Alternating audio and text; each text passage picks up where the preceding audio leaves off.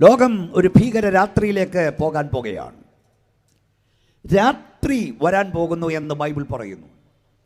രാത്രിയുടെ 20ഓളം പ്രത്യേകതകൾ വിശുദ്ധ ബൈബിളിൽ രേഖപ്പെടുത്തിയിട്ടുണ്ട്. അതായത് വരാൻ പോകുന്ന ഭീകര രാത്രിയുടെ 20ഓളം പ്രത്യേകതകൾ വിശുദ്ധ ബൈബിളിൽ രേഖപ്പെടുത്തിയിട്ടുണ്ട്.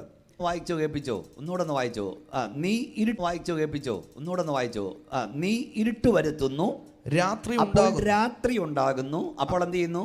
കാട്ടുമൃഗങ്ങളൊക്കെയും സഞ്ചാരം തുടങ്ങും. രാത്രിയുടെ ഒന്നാമത്തെ പ്രത്യേകത, കാട്ടുമൃഗങ്ങൾ സഞ്ചാരം തുടങ്ങും. ഇപ്പം നമ്മളെ സംബന്ധിച്ച് കാട്ടിൽ കിടക്കുന്ന മൃഗമൊക്കെ ഇവിടെ വരാൻ തുടങ്ങിയിട്ടുണ്ട്. പന്നിയും കുരങ്ങും കടുവയൊക്കെ വരാൻ തുടങ്ങിയിരിക്കുകയാണ്. എന്നാൽ മനുഷ്യനെ സംബന്ധിച്ച് പറഞ്ഞാൽ കാട്ടിക്കിടക്കുന്ന മൃഗങ്ങൾ ഇവിടെ വരുമെന്നല്ല. മനുഷ്യനെ സംബന്ധിച്ച് പറഞ്ഞാൽ മനുഷ്യൻ മൃഗമായി മാറും. മനുഷ്യൻ മൃഗമാവും. നിങ്ങൾ ഇന്നത്തെ പല ടി വിയിലെല്ലാം നിങ്ങൾ തുറന്നു നോക്കുന്നുണ്ടല്ലോ, മൃഗീയത എന്നാണ് വാർത്തകൾ, അല്ലേ? പൈശാചികത എന്ന് പറയുന്നതിനേക്കാൾ മൃഗീയത. സത്യത്തിൽ വാർത്ത കേട്ടാൽ മൃഗങ്ങൾ പോലും ലജ്ജിക്കും. മൃഗീയത എന്ന് പറയുന്നതിനേക്കാൾ അപ്പുറമായതാ ഇപ്പം നടക്കുന്നത്. അത് മനസ്സിലാക്കി തരാം. ഞാൻ പറഞ്ഞല്ലോ, പുറത്ത് കേൾക്കുന്നവർക്ക് മനസ്സിലാകണം. നമ്മൾ കുറച്ച് അന്യഭാഷയിൽ നിന്ന് പറഞ്ഞ് കൈയടിച്ചുകൊണ്ട് മാത്രമായില്ല. എന്താണ് മൃഗീയത? അല്ലെങ്കിൽ മനുഷ്യനെയും മൃഗങ്ങളെയും തമ്മിൽ എന്താണ് വേർതിരിക്കുന്നത്? മനുഷ്യൻ മൃഗമാകും. എന്താ ബൈബിൾ പറഞ്ഞത്? 12-ാം സങ്കീർത്തനം 7-ാം വാക്യം, മനുഷ്യപുത്രന്മാരുടെ വഷളത്വം പ്രബലപ്പെടുമ്പോൾ, ബാക്കി പറഞ്ഞാട്ട്, ദുഷ്ടന്മാർ എല്ലായിടവും സഞ്ചരിക്കുന്നു. ഇനി 49-ാം സങ്കീർത്തനം 20-ാം വാക്യം, ജ്ഞാനത്തോടിരിക്കുന്ന മനുഷ്യൻ പറഞ്ഞാട്ട് വിവേകഹീനനായാൽ നശിച്ചു പോകുന്ന മൃഗങ്ങൾക്ക് തുല്യനാകുന്നു. സത്യത്തിൽ 21-ാം നൂറ്റാണ്ടിലേക്ക് കാലുകുത്തുന്ന മനുഷ്യൻ മൃഗസമാനനായി മാറിയിരിക്കുന്നു. മൃഗീയത വർദ്ധിക്കുന്നു. എന്താണ് മനുഷ്യനെയും മൃഗത്തെയും തമ്മിൽ വേർപിരിക്കുന്നത്? പറഞ്ഞു തരാം. ഒന്ന്, മനുഷ്യന് ധാർമ്മികതയുണ്ട്, മൃഗത്തിന് ധാർമ്മികതയില്ല.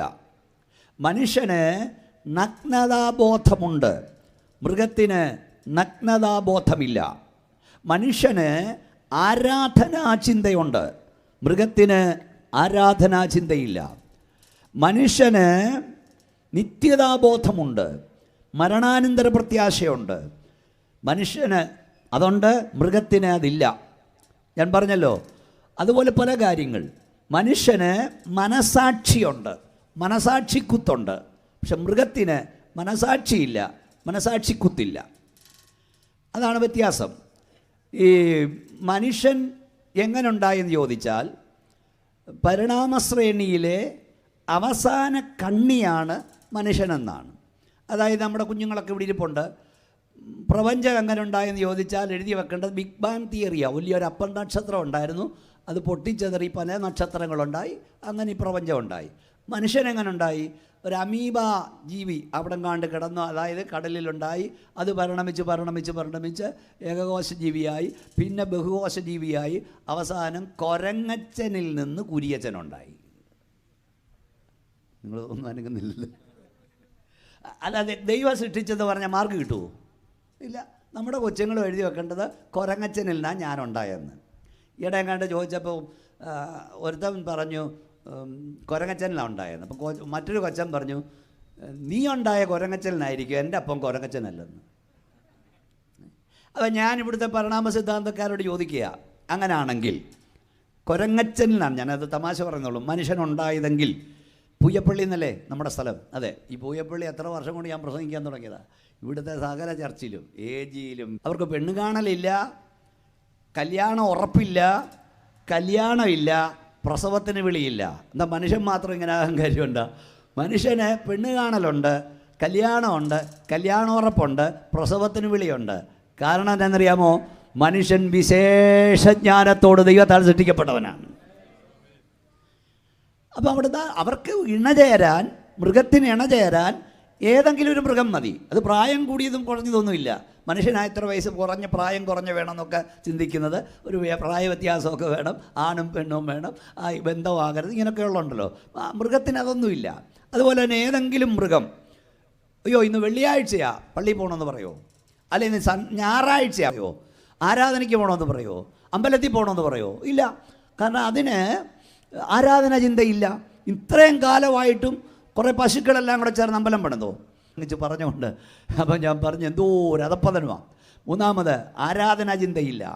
ഏറ്റവും അതിപ്രധാനമായ കാര്യം ഞാൻ പറഞ്ഞല്ലോ, മനസാക്ഷിക്കുത്ത്. അതായത് ആന പാപ്പാൻ തീറ്റ കൊടുക്കുന്ന പാപ്പാനെ മതമിളകിയ ആന കാലിൽ പിടിച്ച് വാരി നിലത്തടിക്കും. പാപ്പാൻ്റെ തലയോടുകൾ പൊട്ടി തലച്ചോറുകൾ ചിന്നിച്ചിതറി അവിടെ കിടക്കുമ്പോഴും ആന പനംപട്ട തിന്നും. അതിന് മനസാക്ഷിയില്ല. പക്ഷെ മനുഷ്യന് മനസാക്ഷിയുണ്ട്. ഒരുത്തനെ വേദനിപ്പിച്ചാൽ, സങ്കടപ്പെടുത്തിയാൽ അവന് മനസാക്ഷിക്കുത്ത് വരും. പക്ഷേ ജ്ഞാനത്തോടിരിക്കുന്ന മനുഷ്യൻ വിവേകഹീനനായാൽ നശിച്ചു പോകുന്ന മൃഗങ്ങൾ. ഒരു പെങ്കൊച്ച് അവിടെ കല്യാണം റെഡിയാകുന്നു. അവൾ ട്രെയിനിൽ കയറുന്നു, എറണാകുളത്ത് നിന്ന് ഷൊർണൂരിലേക്ക് അവൾ യാത്ര ചെയ്യുന്നു. ഇടയ്ക്ക് വെച്ചൊരു മനുഷ്യമൃഗം കയറി വരുന്നു, അവളെ കടന്നു പിടിക്കുന്നു. അവളെ പിടിച്ച് ട്രെയിനിന് താഴേക്ക് തള്ളുന്നു. കൂടെ അവനും ചാടുന്നു. എന്നിട്ട് ഈ പെൺകുട്ടിയെ പിടിച്ച് തല ട്രാക്കിൽ അടിക്കുന്നു. അവളെ തലയോട് പൊട്ടി തലച്ചോറ് ചിന്നി രക്തത്തിൽ കുളിച്ച് കിടക്കുന്ന അവളെ കൊന്നിട്ട് അവൻ്റെ മാംസദാഹം തീർക്കുന്നു. അതൊക്കെ നമ്മൾ മറന്നുപോയി വാർത്തകളൊക്കെ. വേറൊരു സഹോദരി, ഭർത്താവ് നേരത്തെ മരിച്ചതാ, 2 കുഞ്ഞുങ്ങളുണ്ട്. അവൾ ഒരു ടെക്സ്റ്റൈൽസിൽ ജോലി ചെയ്യുകയാണ്. നിങ്ങൾ കണ്ട വാർത്തയാണ്. അവൾ വരുന്ന വഴി ഇതുപോലെ കുറേ മനുഷ്യമൃഗം, 1-2 മനുഷ്യമൃഗം അവളെ പിടിച്ചുകൊണ്ട് പോയി ഒരു കുളത്തിലേക്ക് കൊണ്ടുപോയി ചെളിയിൽ മുക്കിത്താഴ്ത്തി കൊന്നിട്ട് മാംസദാഹം തീർക്കുന്നു. ഇങ്ങനെ എന്നൊക്കെയാണ് നമ്മൾ വായിക്കുന്നത്. എന്തൊക്കെയാണ് വായിക്കുന്നത്? അപ്പന്മാരെന്ന് പറഞ്ഞ മനുഷ്യമൃഗങ്ങൾ എന്താ മക്കളോട് ചെയ്യുന്നത്? ചേട്ടന്മാരെന്നാ ചെയ്യുന്നത്? അമ്മാച്ചന്മാരെന്നാ ചെയ്യുന്നത്? ഒരു വയോവൃദ്ധനായ ദൈവദാസൻ പറഞ്ഞു, ഒരു മൃഗം, അതായത് ഒരു കാള ഒരു പശുവിനെ ഉപദ്രവിക്കത്തുള്ളൂ, കിടാവിനെ ഉപദ്രവിക്കത്തില്ല. പക്ഷെ മനുഷ്യലോകത്ത് എന്താണ് നമ്മൾ വായിക്കുന്നത്? 4 വയസ്സ് പ്രായമുള്ള 6 വയസ്സ് പ്രായമുള്ള കൊച്ചു കുഞ്ഞുങ്ങളെ കൊന്നും കൊല്ലാതെയും മാംസദാഹം തീർക്കുന്ന നര അധമന്മാരുടെ കാലത്ത് നമ്മൾ ജീവിക്കുന്നു. വിശുദ്ധ ബൈബിൾ പറഞ്ഞൊരു പദം പറയാം, സൂര്യൻ ഉദിക്കുമ്പോൾ അവ മടങ്ങും. ഈ രാത്രി ഞങ്ങൾ പൂയപ്പള്ളിക്കാരോട് വിളിച്ചു പറയാം, ആരെല്ലാം എന്തെല്ലാം നിയമം കൊണ്ടുവന്നാലും മനുഷ്യൻ്റെ മൃഗീയത ഇവിടെ കുറയില്ല. മനുഷ്യൻ്റെ മൃഗീയത വർദ്ധിക്കാൻ പോകുകയാണ്. എന്നാൽ നീതി സൂര്യനായ യേശു കർത്താവ് ഉദിച്ചുയരാതെ മനുഷ്യൻ്റെ മൃഗീയത അവസാനിക്കില്ല. കയ്യൊന്നടിച്ച വായം തുറന്ന് ശക്തിയോടെ ദൈവത്തെ സ്തുതിച്ചാട്ട്. നിയമം എത്ര കർക്കശമായാലും, ഭരണാധികൾ മാറി മാറി വന്നാലും മൃഗീയത അവസാനിക്കാൻ പോകുന്നില്ല. കാരണം ഇനിയും ലോകത്തെ ഭരിക്കാൻ പോകുന്ന ഭരണാധികാരിയുടെ പേര് തന്നെ എന്നാ? മൃഗം. ഞാനത് ഒത്തിരി വിവരിക്കുന്നില്ല, നമുക്ക് പല കാര്യങ്ങൾ പറഞ്ഞ് നിർത്തണം. കാരണം ഏതാണ്ട് യോഗം തീരാറായപ്പോഴാണ് എൻ്റെ മൈക്ക് തന്നത്. അപ്പോൾ എല്ലാവരുടെ 8:30 വരെ ഉള്ളൂ. അതുകൊണ്ട് കൃത്യസമയത്ത് 9 മണിക്കെങ്കിലും നിർത്തണ്ടേ? നിങ്ങൾക്കിത് ഞാൻ എവിടെ നിന്നൊക്കെ ഓടി എവിടെ വരുന്നതെന്നറിയാമോ? സമയത്ത് ഈ സ്റ്റേജിൽ കയറാൻ. അന്ന് ഇവിടുന്ന് പോയിട്ട് അടുത്ത ദിവസം പോകേണ്ടതല്ലേ? അതുകൊണ്ട് കൃത്യസമയത്ത് നിർത്തണമെന്നുണ്ട്. ഒന്നുകൂടെ കൈ ഉയർത്തി ശക്തിയോടെ ദൈവത്തിന് സ്തോത്രം പറഞ്ഞാട്ട്. മനുഷ്യൻ മൃഗസമ്മാനനായി മാറുന്നു. ഒന്ന്, രാത്രിയുടെ പ്രത്യേകത, മനുഷ്യൻ മൃഗമാകും, മൃഗീയനാകും. രണ്ടാമതായി 91-ാം സങ്കീർത്തനം 5-ാം വാക്യം, 91-ാം സങ്കീർത്തനം 5-ാം വാക്യം, രാത്രിയിലെ ഭയത്തെയും പകൽ പറക്കുന്ന അസ്ത്രത്തെയും ഇരുട്ടിൽ സഞ്ചരിക്കുന്ന 2 കാര്യം ഇവിടെയുണ്ട് രാത്രിയുടെ പ്രത്യേകത. ഒന്ന്, രാത്രി ഭയം വർദ്ധിക്കും. ഞാൻ മുമ്പേ പറഞ്ഞ കാര്യം തന്നെ ഒന്നുകൂടെ പറയാം. പല വിധത്തിലുള്ള ഭയങ്ങളുണ്ട്. അതിലൊന്ന്, യെശയ്യാപ്രവചനത്തിൽ വായിച്ചു, ബുവാസിയെ 24:17, പേടിയും കണിയും കുഴിയും നിനക്ക് നേരിട്ടിരിക്കുന്നു. അത് വരാൻ പോവാ. കണി പേടിച്ച് ഓടുന്നവൻ കുഴിയിലകപ്പെടും, കുഴിയിൽ അടിക്കുന്നവൻ കണിയിലകപ്പെടും. അതെന്താ? ഭൂമിയുടെ അടിസ്ഥാനങ്ങൾ കുലുങ്ങാൻ പോവുക. കാരണം ഭൂമിയുടെ ആകൃതി മുമ്പേ പറഞ്ഞതിൻ്റെ ഭാരമായിരിക്കുക. സ്വർഗത്തിലെ ദൈവം റബ്ബർ പന്ത് തട്ടുന്ന പോലെ തൊട്ടാൻ പോവാ. സ്തോത്രം കേട്ടില്ല? ഭൂമി പൊടുപട പൊട്ടുന്നു, ഭൂമി കിറുകിറങ്ങുന്നു, ഭൂമി മത്തനെ പോലെ ചാടുന്നു, മത്തനെ പോലെ ആടുന്നു, കാവൽമാടം പോലെ ആടുന്നു. കാരണം ഇത് വീഴും, ഇത് എഴുന്നേൽക്കില്ല. തമ്പുരാൻ ഇതിനെ കുലുക്കാൻ പോകുകയാണെന്ന് വിശ്വസിക്കുന്നവർ ശക്തിയോടെ സ്തോത്രം പറഞ്ഞേ. മനസ്സിലായോ? ഞാൻ ഇങ്ങോട്ട് വരുമ്പം വലിയ വലിയ കെട്ടിടങ്ങൾ കണ്ടു. ഇവിടൊക്കെ അതിനേക്കാൾ വലുതാ. ബോംബെയിലോട്ട് ചെന്ന 50 നിലയുടെ കെട്ടിടങ്ങൾ, ദോഹ ചെന്ന 25, 60, 70, മസ്കറ്റിൽ, UK ആകാശം മുട്ടി നിൽക്കുന്ന വലിയ വലിയ കെട്ടിടങ്ങൾ കാണാം. വലിയ മണിമാലകൾ, ഇവിടെയൊക്കെ നല്ല നല്ല വീടുകൾ കാണാം. പക്ഷെ ഒരു കാര്യം ഓർത്തോണം, ആരും ഇതൊന്നും കണ്ട് അഹങ്കരിക്കരുത്. നിന്റെ കെട്ടിടത്തിൻ്റെ വലിപ്പം കണ്ട്, വസ്തുവിൻ്റെ വിസ്തൃതി കണ്ടെന്നും അഹങ്കരിക്കരുത്. ഇതൊക്കെ ഇല്ലാതാക്കാൻ ദൈവത്തിന് 20 മണിക്കൂർ വേണ്ട, 20 മിനിറ്റ് വേണ്ട, 20 സെക്കൻഡ് മതി എന്ന് മറക്കരുത്. ഒന്നുകൂടെ കൈയടിച്ച് ശക്തിയോടെ ദൈവത്തെ സ്തുതിച്ച്. മോനെ, മൈക്ക് ഏതെങ്കിലും ഒരു പൊസിഷന് വെക്കണം, അങ്ങോട്ടും ഇങ്ങോട്ടും മാറ്റിക്കൊണ്ടിരിക്കരുത്. നിനക്ക് കുറയ്ക്കാം, പക്ഷെ ഞാൻ ഹൈയാക്കുമ്പോൾ നീ കുറയ്ക്കരുത്. കാരണം നീ ചിന്തിക്കുന്നതിനൊക്കെ കുറഞ്ഞു പോകും. അതുകൊണ്ടാണ് എവിടെയെങ്കിലും ഒരു പൊസിഷനെ വെച്ചാൽ മതി. കുറച്ച് വേണേൽ കുറച്ച് വെച്ചോ. ഒന്നാമത് മൈക്കിൻ്റെ വച്ച് നിങ്ങളുടെ പ്രാർത്ഥനയും കൊണ്ടാണ് നിൽക്കുന്നത്. ഒന്നുകൂടെ കൈ ഉയർത്തി ശക്തിയോടെ ദൈവത്തിന് സ്തോത്രം പറഞ്ഞാട്ട്. ഞാൻ പറഞ്ഞ മനസ്സിലായോ? 1 സെക്കൻഡിൽ 6 എന്ന കണക്കിലൂടെ ഭൂമി കുലുക്കമുണ്ടാകും. ഇവിടുത്തെ സകല പണി ഇടിഞ്ഞു പൊടിഞ്ഞ് താഴെ വീഴും. ഞാൻ ഒന്നുകൂടെ പറയാം, മനുഷ്യ, നിന്റെ വർഷങ്ങളുടെ പണി ഇല്ലാതാക്കാൻ ദൈവത്തിന് ദിവസങ്ങൾ വേണ്ട, സെക്കൻഡുകൾ മതി. റിക്ടർ സ്കെയിലിൽ 5.5 4.5 എന്ന ഒരു ഭൂമി കുലുക്കം ഉണ്ടായാൽ മതി. ഇതെല്ലാം ഇടിഞ്ഞു പൊടിഞ്ഞ് താഴെ വീഴും. ഒന്നും കണ്ട് അഹങ്കരിക്കരുത്, ഒന്നും കണ്ട് നിഗളിക്കരുത്. നാം ആകുന്ന ദൈവത്തിൻ്റെ കൃപയാലാകുന്നു. കരമടിച്ച ശക്തിയോടെ ദൈവത്തെ മഹത്വപ്പെടുത്തിയാട്ട്. ഇതൊക്കെ ഉണ്ടാകും. ഭൂമി കുലുക്കം ഉണ്ടാകാൻ പോവാ. വെളിപ്പാട് പുസ്തകം 16:18 ഭൂമിയിൽ മനുഷ്യൻ ഉണ്ടായത് മുതൽ ദൂരെ ഉണ്ടാകാത്ത വലിയ ഭൂമി കുലുക്കം ഉണ്ടാകും. ഈ പാപം പെരുകാഞ്ഞിട്ടല്ല, ഞാൻ മുമ്പേ പറഞ്ഞോളെ, ദുഷ്ടത പെരുകാഞ്ഞിട്ടല്ല, വഷളത്വം പെരുകാഞ്ഞിട്ടല്ല ഭൂമിയിൽ ന്യായവിധി വരാത്തത്. ന്യായവിധി വരാൻ താമസിക്കാൻ കാരണം ദൈവത്തെ കൊണ്ട് കഴിയാത്ത, ദൈവം ഒരിക്കലും ചെയ്യാത്ത 10 കാര്യം വിശുദ്ധ ബൈബിളിലുണ്ട്. അതിലൊരു കാര്യം, ദുഷ്ടനോടുകൂടെ നീതിമാനെ നശിപ്പിക്കാൻ ദൈവത്തിന് കഴിയില്ല. നോഹയുടെ കാലത്ത് പാപം എത്ര പെരുകിയാലും നോഹ പെട്ടകത്തിൽ കടക്കാതെ ദൈവം ന്യായവിധി അയക്കത്തില്ല.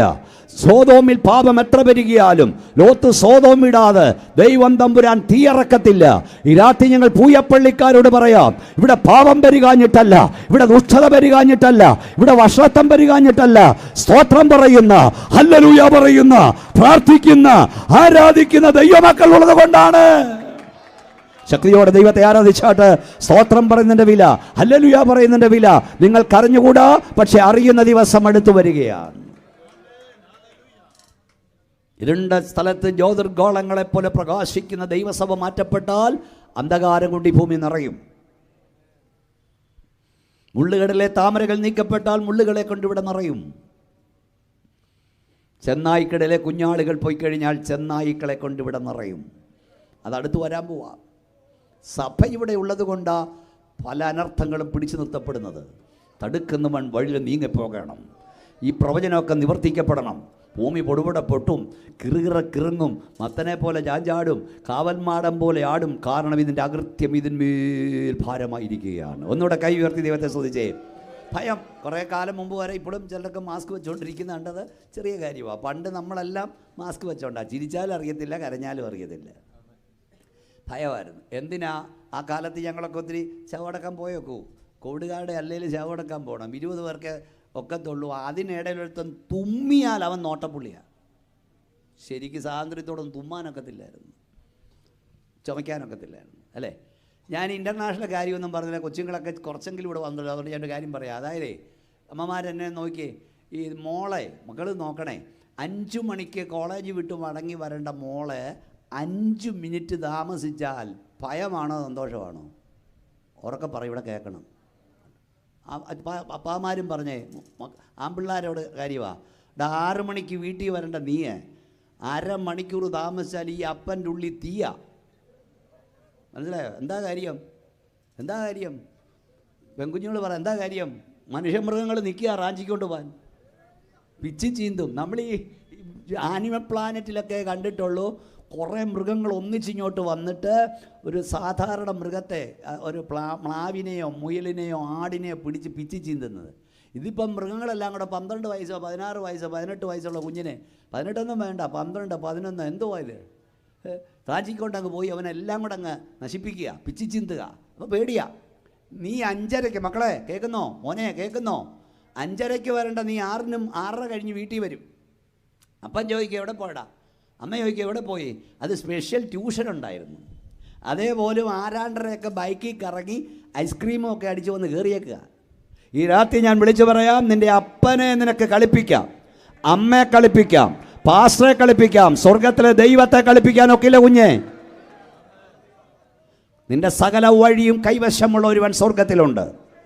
നീ എവിടൊക്കെ പോയെന്ന് നിന്റെ അപ്പൻ അറിഞ്ഞുകൂടാ, അമ്മയ്ക്കറിഞ്ഞുകൂടാ, പാസ്റ്റർക്കറിഞ്ഞുകൂടാ. പക്ഷെ നീ എവിടൊക്കെ പോയെന്ന് സ്വർഗത്തിലെ ദൈവം റെക്കോർഡ് ചെയ്യുന്നുണ്ട്. ഒന്നുകൂടെ കൈയടിച്ച് ശക്തിയോടെ ദൈവത്തെ സ്തുതിച്ചോട്ട്. ഭയം വർദ്ധിക്കുന്നു, ഭയം. അടുത്തത് ആ വാക്യം 91-ന്റെ 6 രാത്രിയിലെ ഭയത്തെയും പകൽ പറക്കുന്ന അസ്ത്രത്തെയും ഇരുട്ടിൽ സഞ്ചരിക്കുന്ന മഹാമാരിയെയും ഉച്ചയ്ക്ക് നശിപ്പിക്കുന്ന സംഹാരത്തെയും നിനക്ക് പേടിപ്പാനില്ല. ഇരുട്ടിൽ മഹാമാരിയുണ്ട്, ഇരുട്ടിൽ സഞ്ചരിക്കുന്ന മഹാമാരി. അതായത് ശാസ്ത്രജ്ഞന്മാരുൾപ്പെടെ ഇവിടെ ഇരിക്കുന്ന ഡോക്ടേഴ്സിനോട് ചോദിച്ചാൽ അവരും പറയും ബാക്ടീരിയകൾ, വൈറസുകൾ, സൂക്ഷ്മാണുജീവികൾ, രോഗാണുക്കൾ ഇവയെല്ലാം നിർബാധം സഞ്ചരിക്കുന്നത് രാത്രിയിലാണ്, കൂടുതൽ സഞ്ചരിക്കുന്ന രാത്രിയിലാണ്. ഈ രോഗങ്ങൾ മിക്കതും പടരുന്നത് രാത്രിയിലാണ്. അസുഖമായി കിടക്കുന്ന കൂടുതൽ ആളുകൾ മരിക്കുന്നത് രാത്രിയിലാണ്. പകൽ കത്തിജ്വലിച്ച് നിൽക്കുന്ന സൂര്യപ്രകാശത്താൽ കുറച്ചൊക്കെ ആ രോഗാണുക്കളൊക്കെ പോവും.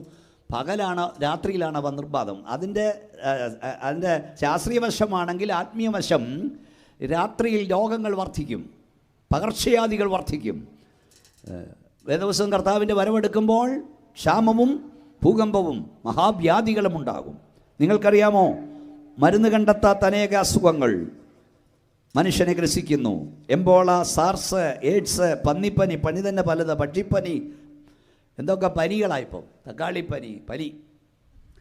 മരുന്ന് കണ്ടെത്താത്ത രോഗങ്ങൾ മനുഷ്യനെ ഗ്രസിക്കുകയാണ്. ഒരു രോഗത്തിന് മരുന്ന് കണ്ടെത്തി കഴിയുമ്പം അത് അടുത്ത രോഗം വന്നു കഴിഞ്ഞു. ഞാൻ സാധാരണ പറയാറുണ്ട്, ഇവിടെ ഇരിക്കുന്ന ഏതാണ്ടൊരു 90% 80% ഗുളികപ്പുറത്താണ്. ഈ ഞാൻ പറയുന്നൊരു ഗുളിക കാലമാണ്. എന്താ കാലമാണ്? ഗുളിക കാലം. അത് കലണ്ടറിൽ കാണുന്ന ഗുളിക കാലമല്ല. ഒരു 80% ഗുളികപ്പുറത്താണ്. രാവിലെ ആഹാരത്തിന് മുമ്പൊരു ഗുളിക, ആഹാരത്തിന് ശേഷം ഒരു ഗുളിക. ഉച്ചയ്ക്ക് ആഹാരത്തിന് മുമ്പൊരു ഗുളിക, അതിന് ശേഷം ഒരു ഗുളിക. രാത്രി ഉറങ്ങുന്നതിന് മുമ്പൊരു ഗുളിക, ഉറങ്ങിയ ശേഷം ഒരു ഗുളിക. ഞാൻ ഒരു ഗുളികയെന്ന് പറഞ്ഞപ്പോൾ ഈയിടെ പുറകിൽ നിന്നൊരു പാസ്റ്റർ വിളിച്ച് പറഞ്ഞു, പാസ്റ്റർ ഒരു ഗുളികയല്ല, ഒരു പിടി ഗുളിക. അതാ സത്യം. തുടക്കം ഒരു ഗുളികയല്ല, പിന്നെ ഒരു പിടി. പക്ഷേ ഇന്ന് രാത്രി ഒരു കാര്യം ഞാൻ പറയാം, നീ വാരി വിഴുങ്ങുന്ന ഗുളികയുടെ ശക്തിയോ, നിന്നെ നോക്കുന്ന ഡോക്ടറുടെ നൽപ്പോ, ഹോസ്പിറ്റലിൻ്റെ വലിപ്പമോ കണ്ടല്ല ഇവിടുന്ന് സ്തോത്രം പറയുന്നത്. നിന്നെക്കുറിച്ചുള്ള ദൈവത്തിൻ്റെ പദ്ധതി തീരാത്ത കൊണ്ട് കയ്യൊന്നടിച്ച് വായം തുറന്ന് ശക്തിയോടെ ദൈവത്തെ സ്തുതിച്ചേ. അല്ല, കയ്യൊന്നടിക്കൂഞ്ഞേ, കയ്യൊന്നടിക്കുന്ന കൃപയാ, കയ്യൊന്ന് ഉയർത്തുന്ന കൃപയാ, വായം തുറക്കുന്ന കൃപയാ, തുറന്നവ അടയ്ക്കാൻ കഴിയുന്ന കൃപയാ, ശക്തിയോട് സ്തോത്രം, കൃപയാ. നിങ്ങൾ ഈ വായിക്കുന്നില്ലേ, ഈയിടെ ഒരു വലിയ പ്രസിദ്ധൻ, വലിയ കോടീശ്വരനാണ്. അയാളുടെ കാറിന് 18 എയർ ബാഗുണ്ട്, 2.5 കോടിയുടെ കാറാ. അതൊരു ചെറിയ വണ്ടിയെ ചെന്നിടിച്ചു, ആൾ പോയി. മറ്റൊരു ലോറിയുടെ പുറകെ ചെന്നിടിച്ചു. അപ്പോൾ എന്തോ പ്രൊട്ടക്ഷൻ ഉണ്ടായില്ല. മറ്റൊരു ഇവിടുത്തെ വലിയ മന്ത്രിമാരുമായിട്ടൊക്കെ പിടിപാടുള്ള ബന്ധുവായൊരു മനുഷ്യൻ കോയമ്പത്തൂർ നിന്ന് ഇങ്ങനെ കാർ ഓടിച്ച് വരുമ്പോൾ ഒരു ചെറിയ അംഗവേദന വന്നു. അയാളെ ഹോസ്പിറ്റലിൽ കൊണ്ടുപോയി. അങ്ങനെ എല്ലാവരെക്കുറിച്ചും അങ്ങനെ എഴുതിയിരിക്കുന്നത്. എന്താ എഴുതുന്നുണ്ട്, വാർത്ത എങ്ങനെയാ വെച്ചാൽ എഴുതുന്നത്, ഹോസ്പിറ്റലിൽ കൊണ്ടുപോയി. ഡോക്ടർമാർ പരമാവധി പരിശ്രമിച്ചു, എന്നാൽ മരണത്തിന് കീഴടങ്ങി. ഇത്രയേ ഉള്ളൂ, മരണത്തിന് കീഴടങ്ങി. ഞാൻ ഈ അടുത്ത സമയത്ത് 18 ഡോക്ടർമാരുള്ളൊരു വീട്ടിലെ അമ്മാമ്മയുടെ ശവസംസ്കാരത്തിൽ പ്രസംഗിച്ചു. 18 ഡോക്ടർമാരുണ്ട്, വലിയ പറഞ്ഞാൽ അറിയും, വലിയ പ്രസിദ്ധമായ ഹോസ്പിറ്റലൊക്കെ ഉണ്ട്. കാര്യം അവർ വേണ്ടാന്നല്ല ഞാൻ പറഞ്ഞത്. നീ വാരി വിഴുങ്ങുന്ന ഗുളിക കൊണ്ടൊന്നും അല്ല നിൽക്കുന്നത്, ദൈവം തമ്പുരാൻ്റെ ടൈം. ഒന്ന് കൈ ഉയർത്തിയാട്ടി സ്വോത്രം പറഞ്ഞ്. ഈ മുമ്പേ പറഞ്ഞ ഡൽഹിയിലെ മനുഷ്യപിശാചുക്കളാൽ ആക്രമിക്കപ്പെട്ടൊരു പെൺകുഞ്ഞുണ്ട്. അവിടെ പേരാണ് നിർഭയ. അവർക്ക് പേര് വേറെയാ, പത്രക്കാരെല്ലാം കൂടെ പേരിട്ട് നിർഭയ. അവളെ ഡൽഹി ഓൾ ഇന്ത്യ മെഡിക്കൽ ഇൻസ്റ്റിറ്റ്യൂട്ടിലെ ഒരുപറ്റം ഡോക്ടർമാർ ഒരു വലിയ പ്ലെയിൻ ഹോസ്പിറ്റലാക്കി മാറ്റി. അവൾക്ക് കൂടുതൽ സംരക്ഷണം കിട്ടുവാനായി സിംഗപ്പൂരിലേക്ക് കൊണ്ടുപോയി. അതിവിദഗ്ധമായ വളരെ പ്രസിദ്ധമായൊരു ഹോസ്പിറ്റലുണ്ട് അവിടെ. അമേരിക്കക്കാരുടെ ഹോസ്പിറ്റലാണ്. ഞാൻ ആ ഹോസ്പിറ്റലിൽ പോയി കണ്ടിട്ടുണ്ട്.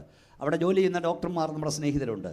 അവിടെ ചെന്ന് ഞാൻ കണ്ടു. അങ്ങനെ ആ പെൺകൊച്ചിനെ സിംഗപ്പൂരിലേക്ക് ഒരു പ്ലെയിൻ ഹോസ്പിറ്റലാക്കി Delhi all India medicine doctors ഉൾപ്പെടെ അവിടെ കൊണ്ടുപോയി. അവളെ ചികിത്സിക്കാൻ തുടക്കി. പക്ഷേ ആ വിലപ്പെട്ട ജീവൻ പറന്നകന്നു പോയി. അവിടെ മരണസമയത്ത് മലയാള മനോരമ പത്രത്തിന് ആ ഹോസ്പിറ്റലിൻ്റെ ഉടമസ്ഥനും അവിടുത്തെ ചീഫ് ഫിസിഷ്യനുമായ ഡോക്ടർ സായിപ്പ് ഒരു ഇംഗ്ലീഷുകാരൻ ഒരു ഇൻ്റർവ്യൂ കൊടുത്തു. ആ ഇൻ്റർവ്യൂവിലെ മെയിൻ വാചകം നിങ്ങൾ കേൾക്കണോ? അഭീഷ്കരം പറഞ്ഞ് കേൾക്കണോ? ജീവന്റെ ഉടമസ്ഥൻ. ജീവനെ ചോദിച്ചാൽ വൈദ്യശാസ്ത്രത്തിന് യാത്രാമൊഴി ചൊല്ലാനേ കഴിയൂ. ഒന്നുകൂടെ പറയാം, ജീവന്റെ ഉടമസ്ഥൻ. ജീവനെ ചോദിച്ചാൽ വൈദ്യശാസ്ത്രത്തിന് യാത്രാമൊഴി ചൊല്ലാനേ കഴിയൂ. ഈ രാത്രി വരെ ഇരിക്കുന്ന ദൈവത്തിന്റെ കരുണയാണ്, കൃപയാണെന്ന് വിശ്വസിക്കുന്നവർ ഒരിക്കൽ കൂടെ വാ തുറന്ന് കൈയടിച്ച് ശക്തിയോടെ ദൈവത്തിന് സ്തോത്രം പറയാം. കൃപയാ, കൃപ, കൃപ, കൃപ. മക്കളെ, കൃപയാ. മാരകങ്ങളായ രോഗങ്ങൾ പടർന്നു പിടിക്കുകയാണ്. മരുന്ന് കണ്ടെത്താത്ത അസുഖങ്ങൾ. നമ്മൾ രാവിലെ, ഞാൻ എപ്പോഴും പറയും, രാവിലെ എഴുന്നേറ്റ് വരുമ്പോൾ നിൻ്റെ പ്രിയപ്പെട്ടവളെ ബലത്തോട് കാണുമ്പോൾ സ്തോത്രം പറയണം. നിൻ്റെ പ്രിയപ്പെട്ടവനെ ബലത്തോട് കാണുമ്പോൾ സ്തോത്രം പറയണം. നിൻ്റെ കുഞ്ഞിനെ ബലത്തോട് കാണുമ്പോൾ സ്തോത്രം പറയണം. ഈ പാപലോകത്തിൽ, ദുഷ്ടലോകത്തിൽ ഒരു ദിവസമെങ്കിലും ബലത്തോടിരിക്കുന്ന കൃപയാ. കുഴഞ്ഞങ്ങ് വീണുകല്ലേ, കുഴഞ്ഞങ്ങ് വീണ് മരിക്കുക. 16-കാരനും 38-കാരനും 32-കാരിയും 13-കാരനും ഒക്കെ കുഴഞ്ഞു വീണ് മരിക്കുക. അപ്പം ദൈവത്തിൻ്റെ കരുണ. ഒന്നുകൂടെ കൈ ഉയർത്തി ദൈവത്തിന് സ്തോത്രം പറയാം. ഓക്കെ. ഇരുട്ടിൽ സഞ്ചരിക്കുന്ന മഹാമാരി. ഇനി 30-5 30-ാം സങ്കീർത്തനം 5-ാം വാക്യം വായിച്ചാട്ട്. 30-ാം സങ്കീർത്തനം 5-ാം വാക്യം വായിക്കാം.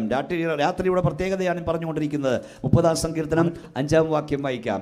അവന്റെ കോപം ക്ഷണനേരത്തേക്കേ ഉള്ളൂ, അവന്റെ പ്രസാദമോ ജീവപര്യന്തമുള്ളത്.